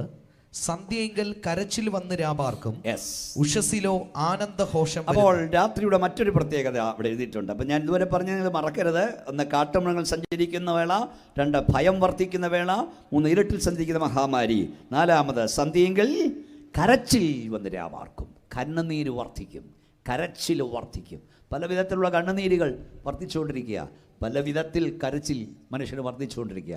ഞാൻ എപ്പോഴും പറയാറുണ്ട്, ഇവിടുത്തെ നമ്മുടെ കേരളത്തിൻ്റെ ഒരു പ്രത്യേകത, എവിടെ പോയാലും ഇവിടെ എല്ലാം അരിച്ചു പെറുക്കി ഞാൻ യാത്ര ചെയ്യുന്ന ആളാണ്. എത്ര വർഷം കൊണ്ട് ഇവിടുത്തെയൊക്കെ മുഖച്ഛായ മാറിക്കൊണ്ടിരിക്കുകയാണ്. നമ്മുടെ ഇവിടുത്തെ ഉയർന്നു നിൽക്കുന്ന 2 നില കെട്ടിടങ്ങളാണ്, ഭയങ്കര വീടുകളാണ്, കോടികളുടേതാണിപ്പോൾ, ലക്ഷങ്ങളുടേതല്ല. ചുറ്റും മതിലുകൾ ഭയങ്കരമാണ്. ഈ അമേരിക്കയും നമ്മളെ വ്യത്യാസം, പുറത്തുനിന്ന് നോക്കിയാൽ അമേരിക്കൻ വീടുകളൊന്നുമില്ല, പക്ഷേ അകത്ത് ചെന്നാൽ സൗകര്യമുണ്ട്. ഇവിടെ നമ്മുടെ മതിലാണ് ഭയങ്കരം. ഒരു വീട് പണിയാനുള്ള കാശ് മതിലിന് ചിലവാക്കും. അപ്പം അതുപോലെ വലിയ കെട്ടിടങ്ങൾ. പക്ഷെ ഉയർന്നു നിൽക്കുന്ന കെട്ടിടങ്ങളും മതിലുകളും ഉണ്ടെങ്കിലും ഇതിനകത്ത് സ്വസ്ഥതയില്ല, ഇതിനകത്ത് സമാധാനമില്ല. ഒന്നുകിൽ കൂട്ടമായി നാട് വിട്ടെന്നോ അല്ലെ കൂട്ടമായി ആത്മഹത്യ ചെയ്തെന്നോ അറിയുമ്പോൾ അയൽക്കാരറിയുന്ന ഇത്രയും വ്യസനത്തിലാണ് അവിടെ നിന്ന്. ഞാൻ വിളിച്ചു പറയുന്നൊരു പദവും പുയ്യപ്പള്ളിക്കാരോട് പറയാം. ദൈവസാന്നിധ്യമില്ലാത്ത AC റൂമിനേക്കാൾ, ദൈവസാന്നിധ്യമില്ലാത്ത മാർബിൾ തറയേക്കാൾ, ദൈവസാന്നിധ്യമില്ലാത്ത മാർബിൾ തറയേക്കാൾ, ദൈവസാന്നിധ്യമില്ലാത്ത 2 നില കെട്ടിടത്തേക്കാൾ ദൈവസാന്നിധ്യമുള്ള ചെറ്റക്കുടിലാണ് ശ്രേഷ്ഠത. അയ്യോ, ഇതിലെ നിനക്ക് 2 നിലയില്ലെങ്കിലും, നിനക്ക് AC റൂമില്ലെങ്കിലും, നിനക്ക് മാർബിൾ തറയില്ലെങ്കിലും, നിന്റെ ചെറ്റക്കുടിൽ ദൈവത്തിൻ്റെ സാന്നിധ്യമുണ്ടെങ്കിൽ അതാണ് അനുഗ്രഹം. കൈ ഉയർത്തി വാ തുറന്ന് ശക്തിയോടെ ദൈവത്തിന് സ്തോത്രം പറയാം. ഞാൻ പല കല്യാണത്തിനും പറയുന്നൊരു ഫലമുണ്ട്. ഞാൻ ഇതുപോലെ യോഗം കഴിഞ്ഞ് കൺവെൻഷൻ കഴിഞ്ഞ് പോകുമ്പോൾ ഒരു 12 മണി രാത്രി കഴിഞ്ഞപ്പോൾ എനിക്കൊരു ഫോൺ കോൾ വന്ന് വിടുന്നു. 12-12:30 ആയി കാണും. ഒരു 8-9 വയസ്സ് പ്രായമുള്ള ഒരു കുഞ്ഞാ വിളിച്ചേ. അവൾ വിളിച്ചിട്ട് പറഞ്ഞു, മാസ്റ്റർ അങ്കിൾ, എൻ്റെ ഡാഡി എൻ്റെ മമ്മിയെ കൊല്ലാൻ പോന്നു. ഒരു കുഞ്ഞേ ഉള്ളൂ, വലിയ കൊട്ടാരത്തിലാണ് പാർക്കുന്നത്. 12:30 മണിക്ക് 9 വയസ്സുള്ള കുഞ്ഞിന് സ്വസ്ഥതയില്ല. അപ്പം കൊങ്ങായിക്ക് പിടിച്ചേക്കുക. സത്യത്തിൽ ഞാൻ ദൈവത്തോട് പ്രാർത്ഥിച്ചു, ദൈവമേ അവൾക്കൊന്നും പറ്റല്ലേ എന്ന്.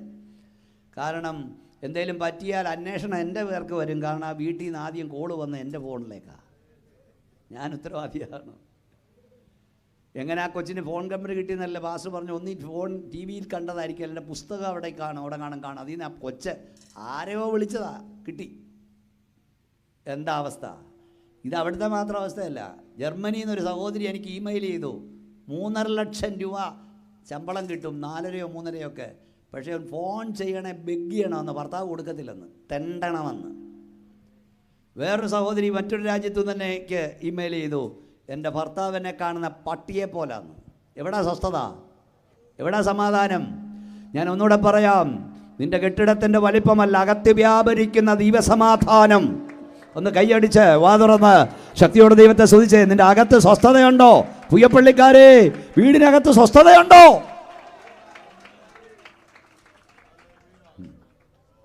സന്ധ്യയിങ്കൽ കരച്ചിൽ വന്ന് രാവാർക്കും. എന്താണ് എൻ്റെ അർത്ഥം? രാവിലെ ഭൂമുഖത്ത് നിന്ന് കുഞ്ഞുങ്ങളെ ഒരുക്കി യാത്ര അയക്കുന്ന അമ്മമാർ വൈകിട്ട് കുഞ്ഞുങ്ങളുടെ ചേതനയറ്റ ഡെഡ് ബോഡി വീണ് കരയുന്ന കാഴ്ച.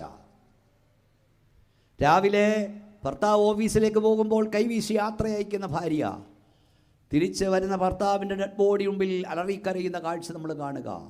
സന്ധ്യയെങ്കിൽ കരച്ചിൽ വന്ന് രാപാർക്കും.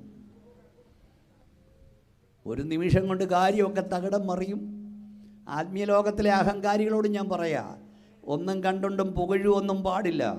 ഒരു സെക്കൻഡ് കൊണ്ട് നിന്റെ രാത്രി പകലാക്കാനും പകൽ രാത്രിയാക്കാനും ലാഭം നഷ്ടമാക്കാനും നഷ്ടം ലാഭമാക്കാനും കഴിവുള്ള ഒരുവൻ സ്വർഗത്തിലുണ്ട്.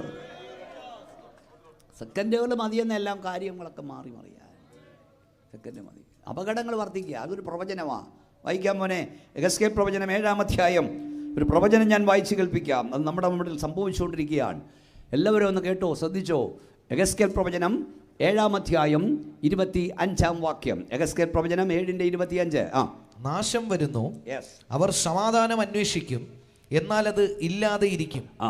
അപകടത്തിന്മേൽ അപകടവും ശ്രുതിമേൽ ശ്രുതിയും വന്നുകൊണ്ടിരിക്കും. എഹെസ്കേൽ പ്രവാചകനിലൂടെ ദൈവം തമ്പുരാൻ പ്രവചിച്ചൊരു പ്രവചനമാണിത്. എഹെസ്കേൽ 7-ാം അധ്യായം. The day of the Lord, യഹോവയുടെ ദിവസം എന്നതാണ് പ്രതിപാദ്യ വിഷയം. യഹോവയുടെ ദിവസം വരുമ്പോൾ സംഭവിക്കുന്ന പല കാര്യങ്ങൾ ഇവിടെ എഴുതിയിട്ടുണ്ട്. അത് 1 മുതൽ വായിച്ചാൽ മതി. യഹോവയുടെ ദിവസത്തിൽ സംഭവിക്കുന്ന പല കാര്യം. അതിൽ അതിപ്രധാനമായ 1-2 കാര്യം ഞാൻ വായിച്ച് കേൾപ്പിക്കുക. ഇത് മറക്കരുത്, അതിലേക്ക് നമുക്ക് വരാം. എഹെസ്കേൽ പ്രവചനം ഇപ്പോൾ വായിച്ചതിൻ്റെ 19-20 വാക്യങ്ങൾ വായിച്ചാട്ട്. 7:19-20 വാക്യം. The day of the Lord, യഹോവയുടെ വലുതും ഭയങ്കരമായ നാൾ വരുമ്പോൾ ഭൂമിയിൽ സംഭവിക്കാൻ പോകുന്ന അതിഭീകരമായ ചില കാര്യങ്ങൾ വായിച്ചേ. 19. അവർ തങ്ങളുടെ വെള്ളി വീതികളിൽ എറിഞ്ഞു കളയും. പൊന്ന് അവർക്ക് മലമായി തോന്നും. അവരുടെ വെള്ളിക്കും പൊന്നിലും യഹോവയുടെ കോപ ദിവസത്തിൽ അവരെ വിടുവിപ്പാൻ കഴിയുകയില്ല. അനേക കാര്യം വീട്ടിൽ പോയി വായിച്ചോണം. ആ കാലത്ത് സംഭവിക്കുന്ന പല കാര്യങ്ങൾ. ഒരു കാര്യം, അവരുടെ വെള്ളി അവർ വീതിയിൽ എറിഞ്ഞു കളയും. പൊന്നവർക്ക് പറഞ്ഞേട്ടാ മലമായി തോന്നും. അതുകൊണ്ട് അവർക്ക് അകൃത്യഹേതുവായി, അതുകൊണ്ട് അവരുടെ വിശപ്പടങ്ങില്ല. എന്ന് പറഞ്ഞാൽ കിലോ കണക്കിന് സ്വർണവും വെള്ളിയും നിങ്ങളുടെ വീട്ടിൽ ഇരിപ്പുണ്ടെങ്കിലും അതുകൊണ്ട് ഒരു ചായ വാങ്ങിച്ച് കുടിക്കാനൊക്കാത്ത കാലം വരും. വേദപുസ്തകം പറഞ്ഞതുകൊണ്ട് അത് സംഭവിക്കുന്നു. വിശ്വസിക്കുന്നവർ കൈ ഉയർത്തി ദൈവത്തെ സ്തുതിക്കാം. മനസ്സിലായോ? ഇപ്പം ഏറ്റവും അധികം വിലയുള്ള എന്തിനാ? സ്വർണത്തിന്. ഏറ്റവും എല്ലാം സ്വർണ്ണത്തിൽ നിക്ഷേപിക്കുക. അതുകൊണ്ട് എവിടൊക്കെ വെച്ചാ സ്വർണം കൊണ്ടുവരുന്നത്? സ്വർണം കൊണ്ടുവരിക, ഇങ്ങനെ കൂട്ടിവെക്കുക. പക്ഷേ ഇത് വിലയില്ലാതാകും. വേദോസം പറഞ്ഞ് വലിച്ചെറിയുമെന്ന്. കോവിഡ് കാലത്ത് കോടിക്കണക്കിന് ബാങ്കിൽ കിടന്നിട്ട് ഒരു ചായ കിട്ടിയോ? ഒരു ബന്ന് പൊതിഞ്ഞ് കൊണ്ടുവന്ന് ക്യൂ നിന്നില്ലേ? ഒരു നിമിഷം കൊണ്ട് ഇതൊക്കെ മാറുമെന്ന്. ഇപ്പം തന്നെ പ്രശ്നമായേക്കുക. സ്വർണ്ണമുള്ള പലരും അത് മാറ്റി വെച്ചുകൊണ്ട് നടക്കുക. കാരണം കാതറുത്തുകൊണ്ട് പോന്നു, കഴുത്തറുത്തുകൊണ്ട് പോന്നു. ഇന്നലെയും കണ്ടില്ലേ, എൻ്റെ ഭാര്യയും ഞാനിവിടെ നമ്മുടെ ടൗണിലൊക്കെ പോകാൻ അപൂർവ അവസരം കിട്ടാത്തുള്ളൂ. കാറിൽ പോകുമ്പം ഇടയ്ക്കിടയ്ക്ക് എൻ്റെ ഭാര്യ കാറിൽ ഇരുന്ന് ഞെട്ടും പാസ്റ്റേ. എൻ്റെ ഭാര്യ പറയും, അച്ഛാ അവർ പെന്തക്കോസിലായി, അച്ഛാ അവർ പെന്തക്കോസിലായി. കാരണം ആഭരണമില്ലാത്തവരെ കാണുമ്പോഴെല്ലാം പുള്ളിക്കാരി വിചാരിക്കുന്ന അച്ഛൻ ഒരു പെന്തക്കോസാണ്. ഞാൻ പറയും, എൻ്റെ കൊച്ചെ അവർ പെന്തക്കോസിലായതല്ല, കള്ളനെ പേടിച്ച് ഊരി മാറ്റി വെച്ചതാണ്. നിങ്ങൾക്ക് ഇച്ചിരിയും കൂടെ ഉണ്ടെങ്കിൽ എടുത്ത് ഇട്ടോ, എനിക്കൊരു പ്രശ്നവും ഇല്ല. എത്ര കിലോ ഉണ്ടെങ്കിലും ഇട്ടോ, ഒരു പ്രശ്നവും ഇല്ല. ഇപ്പോൾ ഈ ആഭരണം ഇട്ടാണ് നരകത്തിൽ പോകുന്നൊന്നും എനിക്കും വിശ്വാസവും ഇല്ല. ഉള്ള കാര്യം പറഞ്ഞേക്കാം. ഇപ്പം അങ്ങനെയൊക്കെ ആയി തീർന്നല്ലോ. പക്ഷെ ഒരു കാര്യം ഞാൻ പറയാം, എത്ര കിലോ ധരിച്ചുകൊണ്ട് നടന്നാലും ഇവിടുന്ന് നിങ്ങൾ പോകുമ്പോൾ നിങ്ങളെ ഒറിജിനൽ പെന്തക്കോസുകാരിയായിട്ടേ അയക്കത്തുള്ളൂ. ഒരു തരി തന്നു വിടത്തില്ല. പെട്ടിക്കകത്ത് ഒരു പവൻ, എനിക്ക് പവൻ്റെ വിലയും ഒന്നും അറിയില്ല, ഒരു പവൻ തന്നു വിടത്തില്ല. അല്ലെങ്കിൽ അഥവാ ഒരു മാല ഇട്ടെങ്കിൽ നിങ്ങളെ ഇവിടുന്ന് അങ്ങോട്ട് വിടുമ്പോഴേ പെട്ടിക്കകത്തൊരു മാലയിട്ട് വിട്ടാൽ അന്ന് നിങ്ങളുടെ ശവക്കുഴി തോണ്ടിയിരിക്കും. കല്ലറ പൊട്ടിച്ചിരിക്കും. അല്ലെ ആൾ പരീക്ഷിച്ച് നോക്ക്. കാരണം ശവടക്കിന് വരുന്ന എല്ലാം വിശുദ്ധന്മാർ മാത്രമല്ല, ഉഗ്രൻ കള്ളന്മാരും വരും. ഇവിടെ ജയലളിക്ക് എത്ര കിലോ സ്വർണ്ണം ഉണ്ടായിരുന്നു? എത്ര കൂട്ട് വസ്ത്രം ഉണ്ടായിരുന്നു? എത്ര കൂട്ട് ചെരുപ്പുണ്ടായിരുന്നു? ഒരു പവൻ കൊടുത്തു വിട്ടോ? ഏതേലും സമ്പന്നന്മാർ അവരൊട്ടും കൊടുക്കത്തില്ല. പിന്നെയും പാവങ്ങൾ, അമ്മയുടെ ദേഹത്തൊരു മാല കിടക്കട്ടെന്ന് അതിന് നോട്ടം ഇട്ടിരിക്കുക. നിൻ്റെ കഴുത്തേ കിടക്കുന്നതിനൊക്കെ നോട്ടം ഇട്ടിരിക്കുകയാണ്. അഥവാ ഇട്ട് തന്നാൽ അന്ന് കല്ലറ പൊളിച്ചിരിക്കും. കണ്ടോ? അപ്പം ഇതുണ്ടാകുമെന്ന് ബൈബിൾ പറഞ്ഞാൽ പെന്തക്കോസുകാരെ പറയുന്നതല്ല. ഇത് മലമായി തോന്നുമെന്ന്, വലിച്ചെറിയുമെന്ന്. അങ്ങനെ വലിച്ചെറിയുന്ന മറ്റേ ചില കാര്യങ്ങളുമുണ്ട്. അത് വീട്ടിൽ പോയി വായിച്ചോ. പക്ഷെ അവിടെ നടക്കുന്ന മറ്റൊരു കാര്യം, നോക്കുക എന്താണ് അവിടെ ഇരിക്കുന്നത്. 25-ാം വാക്യം. നാശം വരുന്നു, അവർ സമാധാനം അന്വേഷിക്കും, അതില്ലാതിരിക്കും. എന്താ മോനെ വായിക്കേ? അപകടത്തിന്മേൽ അപകടവും ശ്രുതിമേൽ വന്നും. കോവിഡ് സംഭവിക്കുന്നത് ഇംഗ്ലീഷിൽ എഴുതിയിരിക്കുന്ന ഡിസാസ്റ്റർ ആഫ്റ്റർ ഡിസാസ്റ്റർ, മറ്റൊരിടത്ത് ആക്സിഡന്റ് ആഫ്റ്റർ ആക്സിഡന്റ്. ശ്രുതിമേൽ ശ്രുതി എന്നതിന് ന്യൂസ് ആഫ്റ്റർ ന്യൂസ്. എന്നെ നോക്കിയേ, ഇങ്ങോട്ട് നോക്കിയേ. അപകടത്തിന്മേൽ അപകടവും ശ്രുതിമേൽ ശ്രുതിയും വരും. Accident after accident, news after news. ഒരപകട വാർത്ത കേട്ടതിൻ്റെ പിറകാലെ അടുത്ത അപകട വാർത്ത നിങ്ങൾ കേൾക്കും. വീതിയിൽ നിന്നും വിശാല സ്ഥലത്തു നിന്നും യുവാക്കന്മാരെയും പൈതങ്ങളെയും തട്ടിക്കൊണ്ടു പോകുവാൻ റോഡുകളിൽ മരണം പതിയിരിക്കുന്നു. അപകടങ്ങൾ വർദ്ധിക്കും, ആക്സിഡന്റുകൾ പെരുകും. എന്നാൽ കരയുന്നവനെ, പ്രാർത്ഥിക്കുന്നവനെ ദൈവം വിടുവിക്കും. കൈയൊന്നടിച്ച് വായം തുറന്ന് ശക്തിയോടെ ദൈവത്തെ സ്തുതിച്ച് എല്ലാവരും. ഇതൊരു പ്രവചനമാണ്, മറക്കരുത്. പിതാക്കന്മാരെ, മാതാക്കളെ, വിശേഷ സഹോദരിമാരെ, നിങ്ങളുടെ കുഞ്ഞ് വാഹനമായി റോഡിലിറങ്ങുമ്പോൾ, നിങ്ങളുടെ പ്രിയപ്പെട്ടവൻ റോഡിലേക്ക് ഇറങ്ങുമ്പോൾ, അരി കഴുകിക്കൊണ്ടിരിക്കുമ്പോൾ, പാത്രം തേച്ചുകൊണ്ടിരിക്കുമ്പോൾ, കറി കരിഞ്ഞുകൊണ്ടിരിക്കുമ്പോൾ, നിങ്ങളുടെ കുഞ്ഞിനെ ഓർത്ത് പ്രാർത്ഥിച്ചോണം. നിങ്ങളുടെ പ്രിയപ്പെട്ടവനെ ഓർത്ത് പ്രാർത്ഥിച്ചോണം. നിങ്ങൾ പ്രാർത്ഥിച്ചാൽ നിങ്ങളുടെ മകനായിരിക്കുന്നിടത്ത്, നിങ്ങളുടെ പ്രിയപ്പെട്ടവനായിരിക്കുന്നിടത്ത് രക്തം അവൻ അടയാളമായിരിക്കും. കാരണം പിശാചിന് ഒരാൾ ഗുണപ്പെടാതെ മരിച്ചാൽ അവനിഷ്ടമാണ്. കാരണം ദുഷ്ടൻ്റെ മരണത്തിൽ ദൈവത്തിന്, ഭക്തന്മാരുടെ മരണം ഓക്കെ, അതെങ്ങനെയായാലും അവർക്ക് വിലയേറിയതാണ്. രക്ഷിക്കപ്പെടുന്നതിന് മുമ്പ് ഒരുത്തനെ കിട്ടിയാൽ നരകത്തിൽ ആൾ കൂട്ടാം. അതുകൊണ്ട് വലിയ ഇതൊരു പ്രവചനമാണ്. Accident after accident, news after news. ഇത് വർദ്ധിക്കും. പ്രാർത്ഥിച്ചോണം, കരഞ്ഞോണം. ഞാൻ ഈ പിള്ളേരോട് പറയാം, ഒത്തിരി പിള്ളേരൊന്നും ഇവിടെ കാണുന്നില്ല, വന്ന കുഞ്ഞുങ്ങൾക്കായി ഞാൻ ദൈവത്തെ സ്തുതിക്കുന്നു. പിള്ളേരെ, മക്കളെ, പണ്ടത്തെ പോലെ 5, 6, 7, 8 ഒന്നും വീട്ടിലില്ല. 1, 1.5 മുറിയേ ഉള്ളൂ. അങ്ങനെ പറഞ്ഞാൽ ശരി. അപ്പം മനസ്സിലായല്ലോ. എടാ, നീ വീടിൻ്റെ ഏക ആശ്രയമാണ്. നിന്നെ വഴിയിൽ തകർക്കാൻ പിശാച് പരിശ്രമിക്കുന്നുണ്ട്. അതുകൊണ്ട് സൂക്ഷിച്ച് യാത്ര ചെയ്തോണം. ഈ വാഹനത്തിൽ കയറി ഇരിക്കുമ്പോഴേ നീ ദൈവത്തോട് വേണം, കർത്താവേ ഞാനിതിൽ ഇരിക്കുന്നേ ഉള്ളൂ, അങ്ങ് സൂക്ഷിക്കണമെന്ന്. ഈ പിള്ളേരുടെയൊക്കെ പോക്കും വരവുമൊക്കെ കണ്ടാലേ, രാത്രി ഞങ്ങൾ യാത്രകരാ, യുവന്മാരെ കൊണ്ട് മടുത്തു. ഈ 2 വീലുള്ള സാധനമേ കൈ കിട്ടിയ യുവന്മാരുടെ വ്യാരം ഇത് റോക്കറ്റാണ്. നമ്മളാരും അനങ്ങുന്നില്ലല്ലോ. റോക്കറ്റാണ്. ഇപ്പം എൻ്റെ പോക്ക് എന്താ വായുകുളിക്ക് പോകുന്ന പോലെ. എൻ്റെ പൊന്നെ, പാതിരാത്രിയിൽ അങ്ങ് ഇങ്ങനെയൊക്കെ കറക്കിയാണ് ഓടിക്കുന്നത്. 2 വീലുള്ള സാധനം റോക്കറ്റല്ല കുഞ്ഞെ, മുട്ടിയാ തീരും. എത്ര ആക്സിഡൻറ്റ് ഞങ്ങൾ രാത്രി കാണാറുണ്ടെന്നറിയോ? തലയോട് പൊട്ടിയൊക്കെ കിടക്കുന്നേ. വീട്ടിൽ നിന്നെ അപ്പം കാത്തിരിക്കുക, അമ്മ കാത്തിരിക്കുക, മറക്കരുത്. വിശേഷത്തിൽ ഇതൊക്കെ കൂടെ പറയണം. ഈ റോക്കറ്റും സാധാ പ്ലെയിനും തമ്മിലൊരു ചർച്ച ഉണ്ടായതായിട്ട്, ഒരു സംഭാഷണം ഉണ്ടായിട്ടൊരു ഭാവന ഒരാൾ എഴുതിയിട്ടുണ്ട്. അത് സാധാരണ പ്ലെയിന് റോക്കറ്റിനോട് പറഞ്ഞു, എൻ്റെ ചേട്ടാ, ഞങ്ങൾ ഈ റൺവേയിലൂടെയൊക്കെ ഇങ്ങനെ നിരങ്ങി നീങ്ങി കുറേ കഴിഞ്ഞാൽ ഇങ്ങനെ പറക്കുന്നത്, നീ ഇങ്ങോട്ട് വരുന്നതും കാണാം, പുപ്പെന്ന് പോകുന്നതും കാണാം. അപ്പോൾ റോക്കറ്റ് പറഞ്ഞു, എൻ്റെ ചേട്ടാ, നിന്നെപ്പോലെ റൺവേയിലൂടെ നിരങ്ങി നീങ്ങി മുകളോട്ട് പറക്കണമെന്ന് ആഗ്രഹമില്ലാഞ്ഞിട്ടല്ല, മൂടിന് തീ പിടിച്ചാൽ എന്നാ ചെയ്യുമെന്ന്. മൂട്ടിന് തീ പിടിച്ചാൽ എന്തോ ചെയ്യാനാണ്? സത്യം പറഞ്ഞ് പിള്ളേരുടെ പോക്ക് കണ്ട മൂട്ടിന് തീ പിടിച്ചോളേ പോകുന്നത്. സൂക്ഷിച്ചോണം.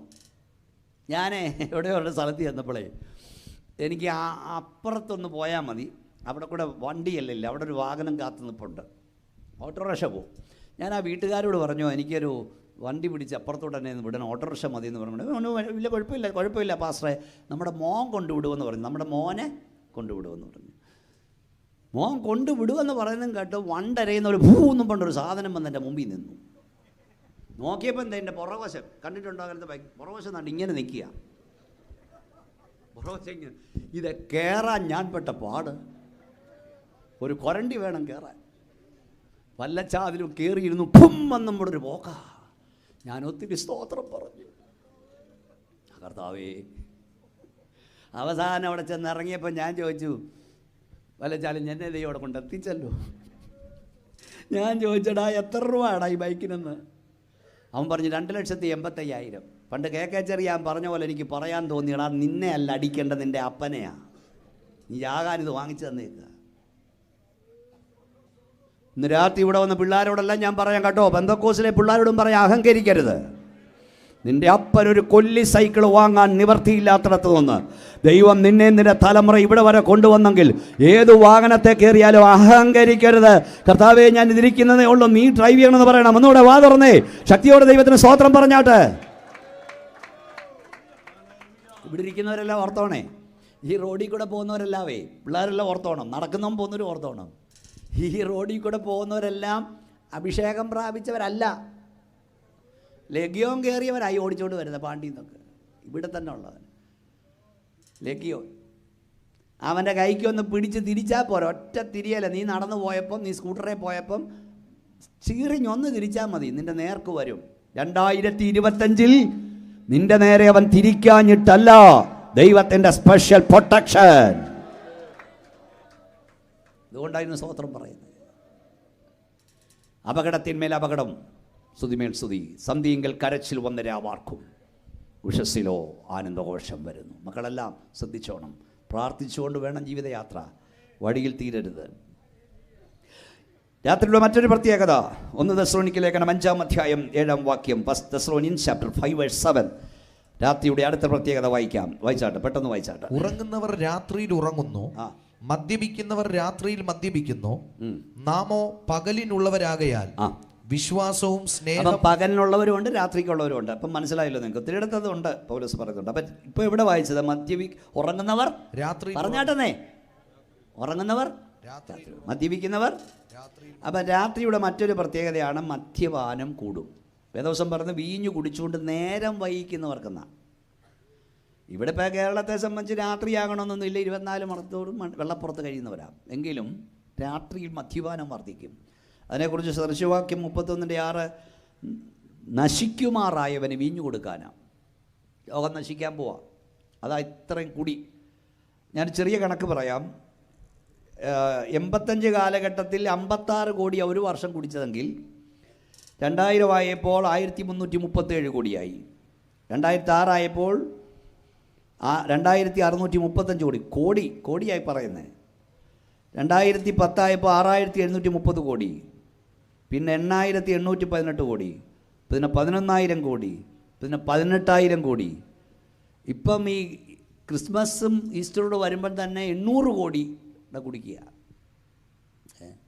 ഞാൻ ഇന്നലെ പലതും പറയാറുണ്ട്, ഇവിടുത്തേക്ക് ഒരു പ്രത്യേകത, ഈ ക്രിസ്മസ് അടുക്കുമ്പം ഇവിടുത്തെ വീടുകളിലെല്ലാം 1-2 സ്റ്റാർ, ഇവിടുത്തെ ഷാപ്പുകളിലും ബാറുകളിലൊക്കെ 5-6 സ്റ്റാർ നിരത്തി അങ്ങ് തൂക്കും. വിദ്വാൻമാർ വഴിതെറ്റാതെ വന്നും കയറാൻ വേണ്ടിയാണ്. ഇവിടെ ഏറ്റവും അധികം മദ്യം ചിലവാകുന്ന 1 ക്രിസ്മസിന്, 2 ഈസ്റ്ററിന്. യേശു ജനിച്ചു, അതുകൊണ്ട് നിന്നെക്കൊണ്ട് എന്താ, നിനക്കെന്നാ ഗുണം? നിന്നെക്കൊണ്ട് ഷാപ്പുകാരന് വേണം. യേശു മരിച്ചു, അതുകൊണ്ട് നിനക്കെന്നാ ഗുണം? നിന്നെക്കൊണ്ട് ഷാപ്പുകാരന് വേണം. യേശു ഉയർത്തെഴുന്നേറ്റ് എന്നാ ഗുണം? ഷാപ്പുകാരന് വേണം. എന്നാൽ ബൈബിൾ പറയുന്ന ആ ഇഷ്ടത്താൽ യേശു ക്രിസ്തു ഒരിക്കലായി കഴിച്ച ശരീരയാഗത്താൽ, കൈ ഉയർത്തി പറ, നാം വിശുദ്ധീകരിക്കപ്പെട്ടിരിക്കുന്നു. ഉറപ്പുണ്ടോ? ഞാൻ വിശുദ്ധീകരിക്കപ്പെട്ടിരിക്കുന്നു. യേശു ആണ്ടിലാണ്ടിൽ ജനിക്കുന്നില്ല, ആണ്ടിലാണ്ടിൽ മരിക്കുന്നില്ല, ആണ്ടിലാണ്ടിൽ ഉയർക്കുന്നില്ല. അവൻ ഒരിക്കലായി ജനിച്ചു, ഒരിക്കലായി മരിച്ചു, ഇനി ഒരിക്കലായി അവൻ മടങ്ങി വരാൻ പോകുന്നു. നിങ്ങൾക്കറിയാം, പണ്ട് മനുഷ്യൻ കുടിക്കാൻ ആരംഭിച്ച എപ്പോഴാണെന്നറിയാമോ? 26-27 വയസ്സ് പ്രായപ്പോൾ. അന്ന് കുടിക്കാൻ 10 രൂപ കിട്ടണേ, അതും ഷാപ്പിൽ പുറയിലൂടെ കയറി സഹോദരിമാർ പ്രാർത്ഥിക്കാനിരിക്കുന്ന പോലെ തലേ തുണിയൊക്കെ ഇട്ട് ഒളിച്ച് കയറി കുടിച്ച കാലമുണ്ട്. ഇതൊക്കെ പറഞ്ഞ് ശരിയാണെന്ന് വെച്ചാൽ മേടിച്ച് വെച്ചാൽ മതി. ഇപ്പം 25 കഴിഞ്ഞ് പിന്നെ 18 ഇത് ഇന്ത്യ ടുഡേ നടത്തിയ കാര്യം ഞാൻ പറഞ്ഞതാണ്. 18 കഴിഞ്ഞ് 13-ാം വയസ്സിൽ കൂടി തുടങ്ങി. ഇപ്പോൾ 9-ാം വയസ്സിൽ കുടിക്കാൻ പോകുന്നു. 25-ാം വയസ്സിൽ കൂടി തുടങ്ങിയതിനെ കൊണ്ട് ഇവിടെ സഹിക്കാൻ വയ്യ. പിന്നെ 9-ാം വയസ്സിൽ തുടങ്ങിയാലോ? അപ്പം അതൊക്കെ പോയി. അഷീഷ്, LSD, മാരിജുവാന. കോളേജിൽ ചെന്നാൽ സ്വാമി ഉണ്ടോ, ഗുരു ഉണ്ടോ, ജീസസ് ഉണ്ടോ എന്നൊക്കെ ചോദിക്കും. യേശു ഉണ്ടോയെന്നല്ല, കഞ്ചാവ് ഉണ്ടോയെന്നാ, കറുപ്പുണ്ടോയെന്നാ, അഷീഷ് ഉണ്ടോയെന്നാ. 300 കോടിയുടെ, 400 കോടിയുടെ, 600 കോടിയുടെ. എവിടെ പോകുന്നേ? കുടിച്ച് നശിക്കുക. കുടിയങ്ങ് മാറി ബലിയായി. അപ്പം ഞാൻ പറഞ്ഞ് മനസ്സിലായില്ലേ? ഈ ബിവറി ഞങ്ങൾ പോകുന്ന വഴിയൊക്കെ കാണാം, ഈ ബിവറി കോർപ്പറേഷൻ്റെ മുമ്പിൽ എന്തോ ക്യൂവാ. തലകറക്കത്തിന് മരുന്ന് വാങ്ങാൻ നിൽക്കുന്ന പോലെ നിൽക്കുന്നത്. നടുവേദനയ്ക്ക് മരുന്ന് വാങ്ങാൻ നിൽക്കുന്ന പോലെ, പട്ടി പേവെള്ളത്തിന് ക്യൂ നിൽക്കുന്ന പോലെ നിൽക്കുന്നത്. ഇവിടുത്തെ വലിയ പാരമ്പര്യമുള്ള വീട്ടിൽ ജനിച്ച അച്ചായന്മാർക്കൊക്കെ ഈ പേവെള്ളത്തിന് ക്യൂ നിൽക്കാൻ ഒരു നാണം കേടുമില്ല. ഇവിടെ വന്ന് വേദോത്സവം കൊണ്ട് ഇവിടെ വന്ന് സ്തോത്രം പറയുന്ന വലിയ അപമാനമാണ്. നിനക്കിത് അപമാനമാണെങ്കിൽ ഞങ്ങൾക്കിത് അഭിമാനമാണ്. കയ്യൊന്നടിച്ച് ദൈവത്തെ സ്തുതിച്ച് ഈ സുവിശേഷ യോഗത്തിൽ വന്ന എല്ലാ സഹോദരങ്ങളെ ഓർക്ക നമുക്ക് ദൈവത്തെ മഹത്വപ്പെടുത്താം. തലമുറ എവിടാ? കുടിക്കാത്ത ഏതെങ്കിലും വീടുണ്ടോ? ഉണ്ടോ? തലമുറയെക്കുറിച്ച് നിനക്ക് പ്രത്യാശയുണ്ടോ? മദ്യപാനം വർദ്ധിച്ചിരിക്കുന്നു. കേരളത്തിൻ്റെ ഒരു പ്രത്യേകതയാണ്, എല്ലാം മദ്യപാനം. പരീക്ഷ പാസ്സായാൽ മദ്യപാനം, തോറ്റാൽ മദ്യപാനം, കുപ്പിവെട്ടിയിൽ. വിവാഹ വാർഷികത്തിന് കുപ്പിവെട്ടിയിൽ, വിവാഹം പൊട്ടിയാൽ കുപ്പിവെട്ടിയിൽ, കുഞ്ഞ് ജനിച്ചാൽ കുപ്പിവെട്ടിയിൽ, കുഞ്ഞ് ചത്താൽ കുപ്പിവെട്ടിയിൽ, സസ്പെൻഷൻ കിട്ടിയാൽ കുപ്പിവെട്ടിയിൽ, പ്രൊമോഷൻ കിട്ടിയാൽ കുപ്പിവെട്ടിയിൽ. സർവ്വരോഗ സംഹാരി. ടി വിയിൽ തുറന്നു വയ്ക്കേ, സീരിയലിൽ കാണുന്നു ഒരു വീട്ടിൽ പ്രശ്നം, അങ്ങോട്ട് 2 കാലേ പോന്നു, ഇങ്ങോട്ട് 4 കാലേ കയറി വരുന്നു, കടഭാരമേറുന്നു. ഇവിടുത്തെ സീരിയലും ഒക്കെ നിന്നോട് പറഞ്ഞ പ്രശ്നം വരുമ്പം കുപ്പി പൊട്ടിക്കാനാണെങ്കിൽ ബൈബിൾ നിന്നോട് പറയുന്ന ഏത് പ്രതിസന്ധിയിലും നിന്റെ ഭാര്യയും കുഞ്ഞുങ്ങളും മുട്ടിന്മേൽ നിന്ന് കൈകോർത്ത് പിടിച്ചാൽ വിടുവിക്കുന്ന കർത്താവ് നിന്റെ വീട്ടിൽ ഇറങ്ങി വരും. ഒന്നുകൂടെ കൈ ഉയർത്തി ശക്തിയോടെ ദൈവത്തിന് സ്തോത്രം പറഞ്ഞു. ഉണ്ടോ? അങ്ങനെ രാത്രിയുടെ പ്രത്യേകത, കുടി വർദ്ധിക്കുന്നു, വെറിക്കൂത്ത്, ശയനമോഹം, ദുഷ്കാമം വർദ്ധിക്കുന്നു, ഇരുട്ടിൽ നിന്ന് നിഷ്ഫല പ്രവർത്തികൾ വർദ്ധിക്കുന്നു, മോഷണം, പിടിച്ചുപറി, കൊലപാതകം വർദ്ധിക്കുന്നു. രാത്രി ഭീകരമായിക്കൊണ്ടിരിക്കുന്നു. രാത്രിയെക്കുറിച്ച് പറയാൻ വേണ്ടി മാത്രമല്ല ഞാൻ വന്നത്. നമ്മുടെ പ്രതീക്ഷ ഒരു പകലാണ്. മോനെ എഴുന്നേറ്റുന്നേ.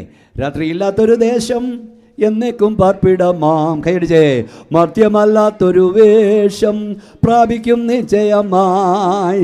രാത്രിയില്ലാത്തൊരു ദേശം എന്നേക്കും പാർപ്പിടമാം. മർത്യമല്ലാത്തൊരു വേഷം പ്രാപിക്കും നിശ്ചയമായി. എണ്ണമില്ലാത്ത വിശുദ്ധർ പൊൻകുരു താനയുമായി വർണ്ണിക്കും ദൈവത്തിൻ നീതി സ്വർഗീയ രാഗത്താൽ. ചെറുമടിക്ക്. എണ്ണമില്ലാത്ത വിശുദ്ധർ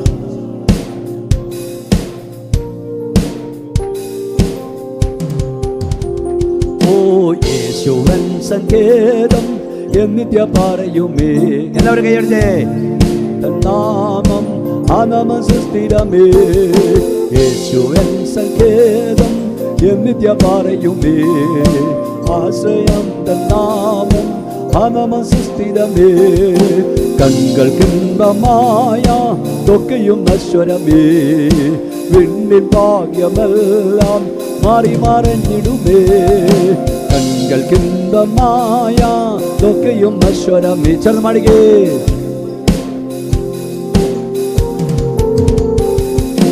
വേദന മാത്രമാണ് ജീവിതനാളുകളിൽ, ബോധങ്ങൾ മാത്രമാണ് സ്വർഗീയ നാടതിൽ. വേദന മാത്രമാണ് ജീവിതനാളുകളിൽ, ബോധങ്ങൾ മാത്രമാണ് സ്വർഗീയ നാടതിൽ. യേശുവൻ സഖേ. ചെറുമടികേ.